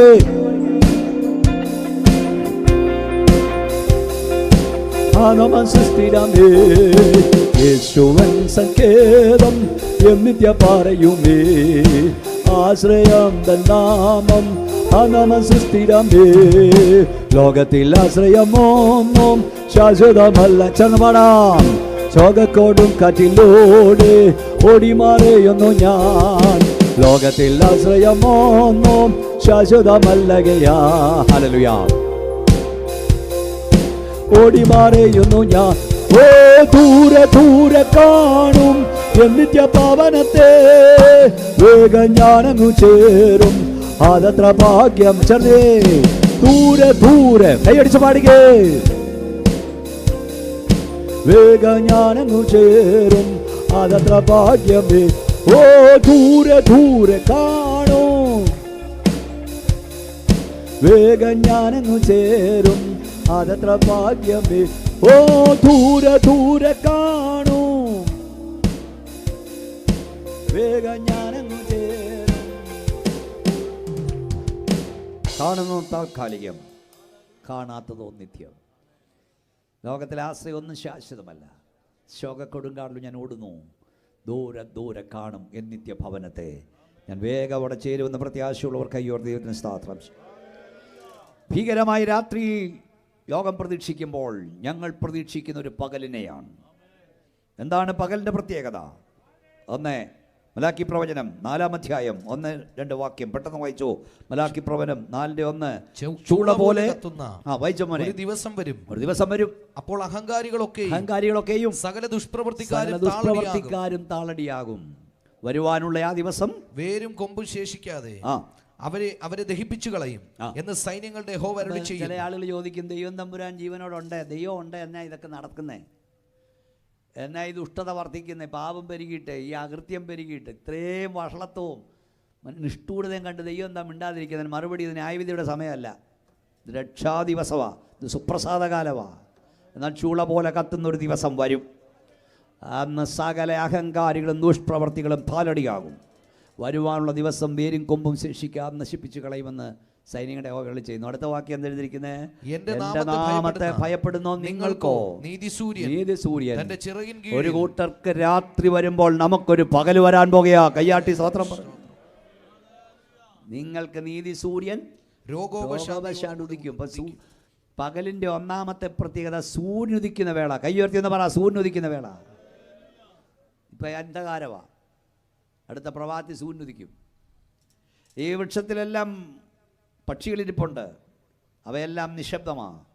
നേരം പുലരുമ്പോൾ അവ ചിലയ്ക്കാൻ തുടങ്ങും. സൂര്യൻ ഉദിക്കാൻ പോകുന്നു. ലോകത്തിലെ സകല പക്ഷികളും ചില ആരംഭിച്ചിരിക്കുന്നു. അതിൻ്റെ അർത്ഥം നീതി സൂര്യൻ ഉദിക്കും. ഹോശേയാപ്രവചനം 6-ാം അധ്യായം 3-ാം വാക്യം നാം അറിഞ്ഞുകൊള്ളുക. വായിക്കുമോനെ, വായിക്കേ. ഹോശേയാപ്രവചനം 6-ാം അധ്യായം 3-ാം വാക്യം നാം അറിഞ്ഞുകൊള്ളുക, യഹോവയെ അറിവാൻ നാം ഉത്സാഹിക്കുക. വായിക്കേ. നാം അറിഞ്ഞുകൊള്ളുക, യഹോവയെ അറിവാൻ നാം ഉത്സാഹിക്കുക. അവന്റെ ഉദയം പ്രഭാതം പോലെ നിശ്ചയമുള്ളത്. അവൻ മഴ പോലെ ഭൂമിയെ നനയ്ക്കും. അവന്റെ ഉദയം പ്രഭാതം പോലെ നിശ്ചയമുള്ളതെന്ന് പറഞ്ഞ എൻ്റെ അർത്ഥം, നാളെ സൂര്യനുദിക്കുമെന്നത് സത്യമാണെങ്കിൽ ഞങ്ങളുടെ കർത്താവ് മടങ്ങി വരും. സത്യം. ഓ, നിങ്ങൾക്ക് ശക്തി പോരാ, കൈ ഉയർത്തി സ്തോത്രം പറ. അമേരിക്കൻ സെനറ്റ് കൂടി നാളെ സൂര്യനുദിക്കരുന്ന് പ്രമേയം പാസ്സാക്കിയാലും നാളെ സൂര്യനുദിച്ചിരിക്കും. ഇന്ത്യൻ പാർലമെൻറ്റ് കൂടി നാളെ സൂര്യനുദിക്കരുതെന്ന് പ്രമേയം പാസ്സാക്കിയാലും നാളെ സൂര്യനുദിച്ചിരിക്കും. ലോകത്തിലെ ഏതെല്ലാം അന്ധകാര ശക്തികൾ നീതി സൂര്യനായ യേശു ഉദിക്കരുതെന്ന് പറഞ്ഞാലും ഞങ്ങളുടെ കർത്താവ് മടങ്ങി വരും. സൂര്യനുദിക്കും. സൂര്യനുദിക്കുന്ന വേള, ഉണർവിൻ്റെ സമയം. അതാ ഞാൻ പറഞ്ഞു, ഇവിടെ എല്ലാം മിണ്ടാതിരിക്കുന്നു, എല്ലാം ചിലയ്ക്കാൻ തുടങ്ങും. ഉണർവിൻ്റെ സമയം. 3, പ്രഭാതത്തിന് പ്രത്യേക നേരം പോയോണ്ട ഓടിച്ചു വിടുന്നത്. നിദ്രയിൽ ഉണരുന്ന വേള. നമ്മളെല്ലാം ഇപ്പം പോവും, വീട്ടിൽ പോയി കിടന്നുറങ്ങും. നേരം വെളുക്കുമ്പോൾ ഉണരും. അതിനെക്കുറിച്ച് വേദവസം പറഞ്ഞത്, മരണത്തിന് വേദവസം കൊടുത്ത മനോഹര പദമാണ് നിദ്ര. എൻ്റെ സ്നേഹിതനായ ലാസർ നിദ്ര കൊള്ളുന്നു.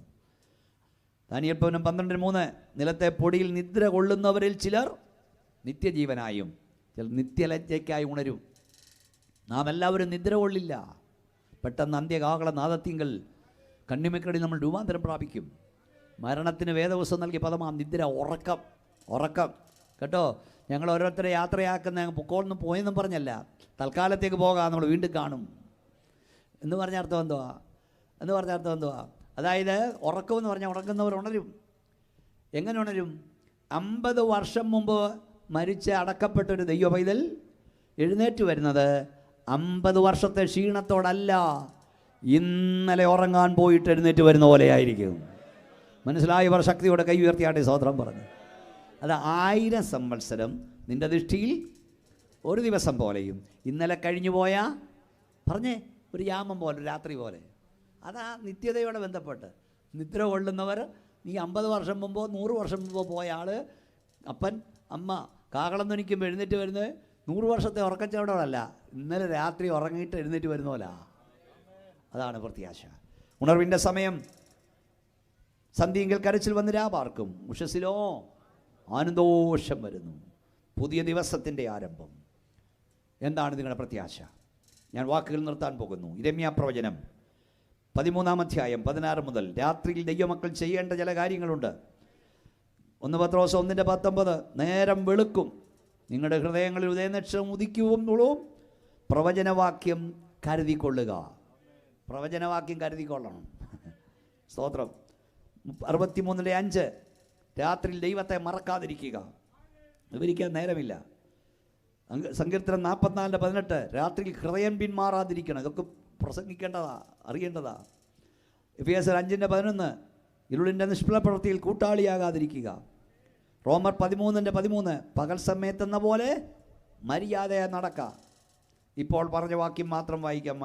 യിരെമ്യാ പ്രവചനം 13-ാം അധ്യായം 16 മുതൽ വാക്യങ്ങൾ വായിച്ച് ഇരുട്ടാകുന്നതിനും നിങ്ങളുടെ കാൽ അന്ധകാര പർവ്വതങ്ങളിൽ ഇടറിപ്പോകുന്നതിന് മുമ്പേ നിങ്ങളുടെ ദൈവമായ യഹോവയ്ക്ക് ബഹുമാനം കൊടുപ്പീൻ. അല്ലെങ്കിൽ നിങ്ങൾ പ്രകാശത്തിന് കാത്തിരിക്കും, അവൻ അന്ധതമസും കൂരിരുട്ടും വരുത്തും. ഇരുട്ടാകാൻ പോവാ, രണ്ട് വിധത്തിലുള്ള ഇരുട്ട്.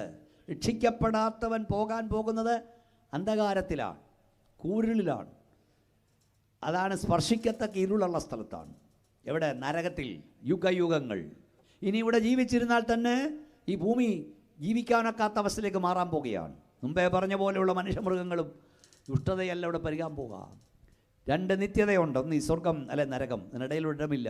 വചനം എന്നോടായിരുന്നു, എനിക്ക് മാനസാന്തരപ്പെടണം, എനിക്ക് ദൈവപൈതലായി തീരണം. But not now but later. ഇന്ന് എനിക്ക് കുറേ പ്രോഗ്രാമുണ്ട്. ചില പ്രോഗ്രാം കഴിഞ്ഞ് ഞാൻ വരും. ഞാനിനിയും ഈ ക്യാബറ നടത്തുന്നത് പോകില്ല. ഞാൻ ദൈവവേദനായി ജീവിച്ചോളാം. ബിലിഗ്രാം പറഞ്ഞു, ഇപ്പോഴാകുന്നു സുപ്രസാദകാലം, ഇപ്പോഴാകുന്നു രക്ഷാദിവസം. അവൾ പറഞ്ഞു, നോട്ടാവോ ഞാൻ പോയിട്ട് വരാം. അവൾ പോയി ബിലിഗ്രാം യോഗം നടത്തി അനേകർക്ക് വേണ്ടി പ്രാർത്ഥിച്ച് അദ്ദേഹം വിശ്രമിക്കുന്ന ഹോട്ടലിലേക്ക് പോകുമ്പോൾ അമേരിക്കയിലെ തിരക്കേറി വീതിൽ ഒരാൾക്കൂട്ടം, ആംബുലൻസുകൾ കിടക്കുന്നു, ഫയർ എഞ്ചിൻ കിടക്കുന്നു. അവിടെ അങ്ങനെയാണ്. നോക്കിയപ്പോൾ രക്തത്തിൽ കുളിച്ചൊരു രവിതിയെ ഡെഡ് ബോഡി കയറ്റുകയാണ്. അദ്ദേഹം നോക്കിയപ്പോൾ ഒപ്പം മുമ്പ് തന്നോട് സംസാരിച്ചിട്ട് പോയ സ്ത്രീയാണ്. ദൈവം കൊടുത്ത ലാസ്റ്റ് ചാൻസ് ആയിരുന്നു അത്. ഇന്ന് രാത്രി ഉച്ചഭാഷയിലും ഗ്രൗണ്ടിലും എന്നെ കേൾക്കുന്ന സഹോദരങ്ങളെ, ദൈവം നിങ്ങൾക്ക് രക്ഷിക്കപ്പെടാൻ തരുന്ന ലാസ്റ്റ് ചാൻസ് ആയിരിക്കാം ഇത്. പാപത്തോട് ഇവിടെ പറയണം, മാനസാന്തരപ്പെടണം, രക്ഷിക്കപ്പെടണം, സ്നാനപ്പെടണം, കർത്താവിൻ്റെ വരവിനായി ഒരുങ്ങണം. നിങ്ങൾക്കറിയാം, ഇവിടുന്ന് പോയവരൊക്കെ ഇന്ന് പോകുന്ന ചിന്തിച്ചവരല്ല, ഗൾഫിൽ പോയ കാര്യമല്ല. പതിവ് പോലെ യാത്ര ആരംഭിച്ചവരും പതിപോലെ കാര്യങ്ങളിലേക്ക് ഇറങ്ങിയവരെയാണ് ദൈവം കൊണ്ടുപോയി. മാനസാന്തരപ്പെട്ടോ? ഇന്ന് കർത്താവ് വന്നാൽ പോകുമോ? എല്ലാവർക്കും എഴുന്നേറ്റ് നിൽക്കാം. രാത്രി കഴിവാറായി, പകലേറ്റവും അടുത്തു. രക്ഷ ഇപ്പോൾ നാം വിശ്വസിച്ച സമയത്തേക്കാൾ വളരെ അടുത്തിരിക്കുന്നു. ഹല്ലേലൂയ. യേശുവിൻ്റെ സാന്നിധ്യം ഇവിടെയുണ്ട്. യേശു ക്രിസ്തുവിൻ്റെ രക്തം സകല പാപവും പോക്കി നമ്മെ ശുദ്ധീകരിക്കും. ഇന്ന് രാത്രി എല്ലാ കണ്ണും അടച്ചാട്ട്, എല്ലാ കണ്ണും അടച്ചാട്ട്, എല്ലാ കണ്ണും അടച്ചാട്ട്. മക്കളെ, ഈ പാട്ടറിയാവോ? യെരൂശലേമിൻ തെരുവിലൂടെ ക്രൂശ് മരം ചുടന്ന് പോയവൻ. അതാ പാടേണ്ടത്. ഹല്ലേലൂയ. എല്ലാ കണ്ണും അടച്ചാട്ട്. പെട്ടെന്ന് സമയം പോന്നു. ഈ രാത്രിയിൽ കർത്താവേ എന്നെ കഴുകണമേ, എന്നെ വിശുദ്ധീകരിക്കണേ. എൻ്റെ മരണം എപ്പോഴെന്നോ നിൻ്റെ വരവ് എപ്പോഴെന്നോ എനിക്ക് അറിഞ്ഞുകൂടാ. എപ്പോൾ നിൻ്റെ വരവ് സംഭവിച്ചാലും അങ്ങ് എവിടെ പോയിരിക്കാൻ എന്നെ ഒരുക്കണമേ, അവിടുത്തെ രക്തത്താലിനെ കഴുകണമേ എന്ന് എത്ര പേർ പ്രാർത്ഥിക്കും? യേശുവേ രക്തത്താലിനെ കഴുകണമേ എന്ന് പ്രാർത്ഥിക്കുന്നവർ കൈ സ്വർഗത്തിലേക്ക് ഉയർത്തിപ്പിടിക്കാം. യേശുവേ എന്നൊന്ന് വിളിച്ചാട്ട്. അവിടുത്തെ രക്തത്താലിനെ കഴുകണമേ എന്ന് പറയുന്നവർ കൈ ഉയർത്തിപ്പിടിക്കാം. ഞങ്ങളുടെ ദൈവമേ, സ്വർഗ്ഗപിതാവേ, ഈ ഉയർത്തപ്പെട്ട കരങ്ങൾക്കായി സ്തോത്രം. യേശുവിൻ്റെ നാമത്തിൽ സകല ബുദ്ധിയും ദൈവസമാധാനം ഇപ്പോൾ അവിടെ അന്തരാത്മാവിൽ വ്യാപരിക്കട്ടെ. ഈ ഗ്രൗണ്ട് വിട്ടവർ സ്വസ്ഥതയോടും സമാധാനത്തോടും മടക്കട്ടെ. നിന്റെ കരവരെ തൊടുന്നോർത്ത് സ്തോത്രം. യേശുവിൻ്റെ നാമത്തിൽ തന്നെ കൈകൾ